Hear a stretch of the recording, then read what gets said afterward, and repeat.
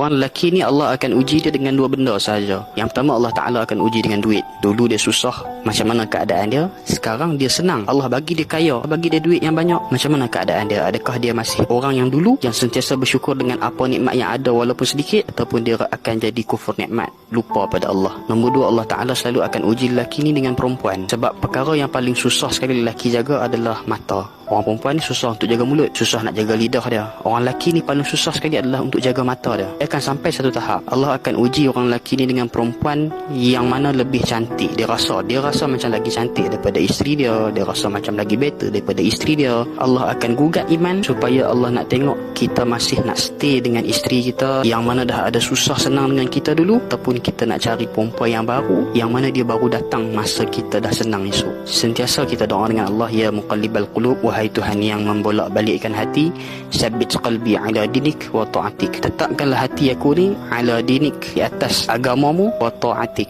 taat aku kepadamu. Tak minta Allah Ta'ala jauhkan kita daripada benda yang tak baik. Allah sentiasa bagi kita rasa cukup dengan apa yang ada. Kita akan jadi the better person, insyaAllah.